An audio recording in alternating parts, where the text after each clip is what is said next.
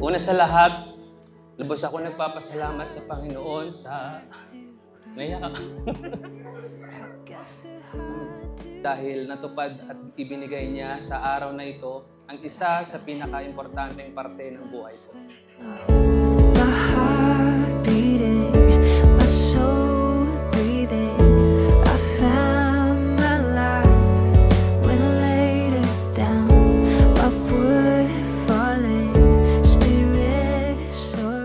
Napaka-maka-Diyos niya.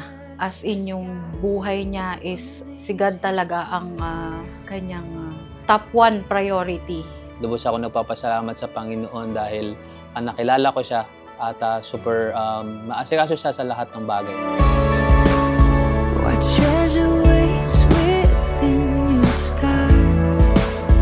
The gift of freedom, gold can't buy. I bought the world. To Mommy and Dada, congratulations to both of you. I'm very happy because we are family now. Dada, thank you for always take care of me. Mommy, I am happy to see you. Happy. I love you so much, Mommy and Dada. God bless our family.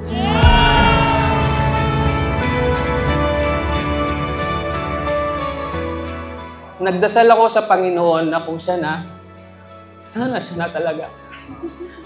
At ang babaeng pakakasalan ko. At binigay nga sa akin ni Lord ang prayer ko. Nung nagsama tayo, marami tayong naging ups and downs sa buhay natin. Nakilala natin ang ugali ng isa't isa at ang buhay ng bawat isa. Muntikan pa tayong maghiwalayin ng tadhana, pero hindi rin siya nagwagi dahil lubos akong nag-pray sa Panginoon na huwag masira ang nabuo nating pagsasama. At alam kong hindi tayo pababayaan ni Lord sa journey natin ito.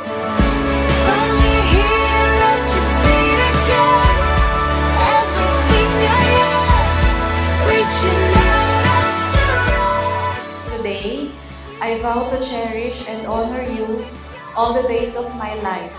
I promise to love you with the love that mirrors Christ's selfless love, enduring and full of grace. You might annoy me in such many ways, but you're also the one who makes me laugh, who holds me when I'm down, and who's there through thick and thin. I would not trade those annoying moments for anything because I know it's part of the crazy, beautiful journey that we're on together.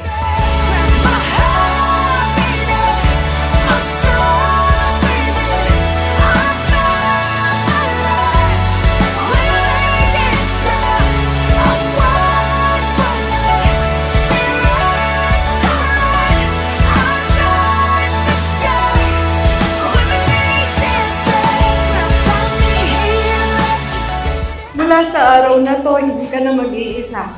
My heart will be your shelter and my arms will be your home. May our marriage be a testament to His glory, a reflection of His eternal love. Mahal na mahal kita, asawa ko.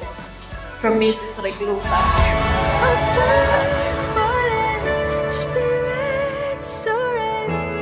Touch the sky, women knees hit the ground.